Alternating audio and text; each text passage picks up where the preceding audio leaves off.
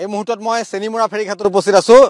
ফেৰীৰে বিদ্যালয়লৈ আহিছে একাংশ ছাত্ৰ ছাত্ৰী। প্ৰত্যেক দিনাই তেওঁলোক বিদ্যালয়লৈ আহে বিপদসংকুল যাত্ৰাৰ মাজত। আৰু এই মুহূৰ্তত মই পোনপটীয়া সম্প্ৰচাৰ যোগে দেখুৱাইছো মাজুলী লখিমপুৰ সীমান্তত থকা দুৰ্গম চাপৰি অঞ্চল। আৰু এই চাপৰি অঞ্চলৰ গাঁও যিসমূহ গাঁও আছে গাঁওসমূহৰ পৰা বিদ্যালয়লৈ ছাত্ৰ ছাত্ৰীসকল এনেদৰে আহে। এখন টুলুঙা নাও আপুনি দেখিছে, তাতেই মহিলা শিশু বিদ্যালয়ৰ ছাত্ৰ ছাত্ৰীসকল আৰু বাইক দুৰ্বিষহ জনজীৱন পাৰ কৰিছে। আৰু এওঁলোকে লখিমপুৰৰ নাওবৈচা শিক্ষা খণ্ডৰ অন্তৰ্গত এখন বিদ্যালয়লৈ আহিছে। কোনখন বিদ্যালয়লৈ তেওঁলোক আহিছে আমি কথা পাতিম তেওঁলোকৰ সৈতে।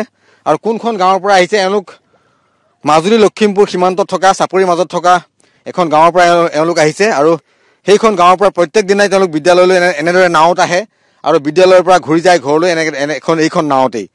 বাৰিষা খৰালি বছৰৰ প্ৰত্যেকটো দিন তেওঁলোকে নাৱতে অহা যোৱা কৰে আৰু নাওখনেই তেওঁলোকৰ যোগাযোগৰ একমাত্ৰ মাধ্যম। মই দেখুৱাইছো কণ কণ শিশুৰ পৰা বিদ্যালয়ৰ ছাত্ৰ ছাত্ৰীসকলে এই মুহূৰ্তত আহিছে। কোন বিদ্যালয়ত পঢ়িছা তোমালোকে? স্কুলখনৰ নাম কি? ভীমবৰ দেউৰী। ক'ত হয়? লখিমপুৰত। গাঁওখনৰ নাম কি? কোনখন গাঁৱৰ পৰা আহিছা? চেনিমৰা কলবাৰী। কোন ক্লাছত পঢ়িছা? 8। তোমাৰ কি নাম? তৰুণ দলে। তৰুণ দলে। ক'ত পঢ়িছা? ভীমবৰ দেউৰী। ভীমবৰ দেউৰী। আৰু ঘৰ ক'ত? কোনখন গাঁৱত? কলবাৰী। কলবাৰী। আৰু সদায় এনেকে নাৱতে আহা তোমালোক? নাৱত আহা। ঘূৰি যাওঁতে কেনেকে যোৱা? নাৱতে যোৱা? নাৱতে যোৱা। দাদা অকণমান কওকচোন কোনখন গাঁৱৰ পৰা আহিছে আপোনালোক? চেনিমৰা গাঁও। চেনিমৰা কলবাৰী। অকণমান চাই লওক এইফালে। ছাত্ৰ ছাত্ৰীসকল সদায় এনেকে অহা যোৱা কৰে নে? সদায় আহে। সদায় আহে। কেতিয়াবা নাওখন ডুবিছে নেকি আজিলৈকে? ডুবা নাই। আৰু বাৰিষাও এনেকে আহে? এনেকে আহে। বাৰিষা এনেকে আহে।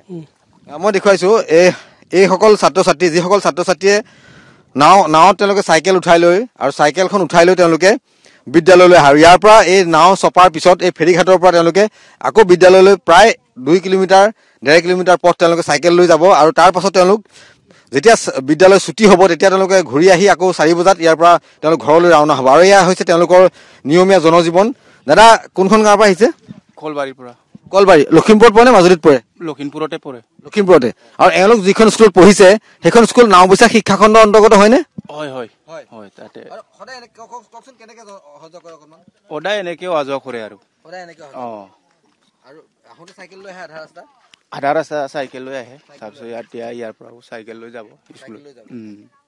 এইসকল বিদ্যালয়ৰ ছাত্ৰ ছাত্ৰীয়ে কেতিয়াও তেওঁলোকে জোতা পিন্ধি আহিব নোৱাৰে। তেওঁলোকে মই দেখুৱাইছো যে তেওঁলোকৰ যি লং পেণ্ট আছিলে আধালৈকে তেওঁলোকে তিতি যায়। আৰু এনেদৰে তেওঁলোকে চাইকেল লৈ চেণ্ডেল পিন্ধি তেওঁলোকে বিদ্যালয়লৈ যায়। আন এখন নাও আহি আছে, মই দূৰ দূৰণিত দেখুৱাইছো মই। আৰু এখন নাও আহি আছে, ইখনৰ পিছত সিখন নাও আহি আছে। প্ৰত্যেকখন নাওতে কেৱল দেখিব আপুনি ছাত্ৰ ছাত্ৰী। আৰু বিদ্যালয়ত তেওঁলোক সময়মতে উপস্থিত হ'বগৈ নোৱাৰে। আৰু এয়াই হৈছে এওঁলোকৰ জনজীৱন। দাদা আপোনাৰ ঘৰ ক'ত? মোৰ ঘৰ বঙালমৰা। বঙালমৰা। আপুনি কোনফালে যায় এতিয়া? মই স্কুলত যাওঁ। স্কুল ক'ত আপোনাৰ? মোৰ এইখন কলবাৰীত। আপুনি সদায় নাৱতে অহা যোৱা কৰে? এখন টুলুঙা নাৱতে। অকণমান কওকচোন মোক আপোনালোকৰ জনজীৱনটো, আপোনালোকৰ যি দৈনন্দিন যি আপোনালোকৰ জীৱন যাত্ৰা অকণমান কওকচোন। এইটো বাৰু দুৰ্বিষহ এটা জীৱন আমাৰ। আমিতো চাকৰি কৰি আছো, গতিকে ল'ৰা ছোৱালীক শিক্ষাদান দি আছো। আমিতো যাবই লাগিব। আমি সেইকাৰণে প্ৰতিকূল বতৰ নেওচিও এতিয়া বাৰিষা দিন আহিলে কিমান অসুবিধা হয়। আমি ভাল কাপোৰ কানি পিন্ধি যাব নোৱাৰোঁ। আৰু সদায়তো যাবই লাগিব। 9টা বজাৰ ভিতৰত আমি উপস্থিত হ'বই লাগিব। গতিকে দেৰি হয় নাওখনৰ কাৰণে। তুচ্ছ জ্ঞান কৰিও আমি এই সৰু সৰু নাৱত আমি এতিয়া কিমান পানী এটা বাঢ়িব সেইফালে যাব নোৱাৰোঁ। কিন্তু তথাপিতো তেনেকৈ বিৰিণা মাজে মাজে আমি সদায় অহা যোৱা কৰি থাকোঁ। এই 9টা বজাৰ ভিতৰত পাওঁগৈ আৰু সদায় 2:30 বজাত ঘূৰি আহোঁ। এতিয়া আজি দেৰি হৈ যাব ফেৰীখন যদি সোনকালে নাযায়, নহয় জানো? ইয়াৰ পৰা কমে মই 150 মিটাৰমান খোজকাঢ়িব লাগে। আকৌ ফেৰীৰ পৰা নামি আকৌ খোজকাঢ়িব লাগিব। এই নাওখনৰ পৰা নামি মই 150 মিটাৰ খোজকাঢ়িব লাগিব। তাৰ মানে বহুত নলা নৰ্দমা আছে। তাৰপিছত কাপোৰ চপাই এনেকে অহা যোৱা কৰে। এই ছাত্ৰ ছাত্ৰীসকল যিখন গাঁৱৰ পৰা আহিছে আপুনি সেইখন গাঁৱতে হয়। মই মোৰ ছাত্ৰ ছাত্ৰী এইবিলাক চব সেইখন গাঁৱত আপুনি শিক্ষকতা কৰে? মোৰ ছাত্ৰ ছাত্ৰী মানে সিফালৰ পৰা ছাত্ৰ ছাত্ৰীসকল এইফালে এই পাৰত পঢ়িবলৈ আহে আৰু যাওঁ। আৰু লখিমপুৰৰ পৰা মই বঙালমৰাৰ পৰা অহা যোৱা কৰোঁ। বঙালমৰাৰ পৰা অহা যোৱা কৰে। মানে নদীখনেই আপোনালোকৰ যোগাযোগৰ একমাত্ৰ মানে মাধ্যম হৈছে নাওখনে। এই সৰু নাওখনে আমাৰ মাধ্যম।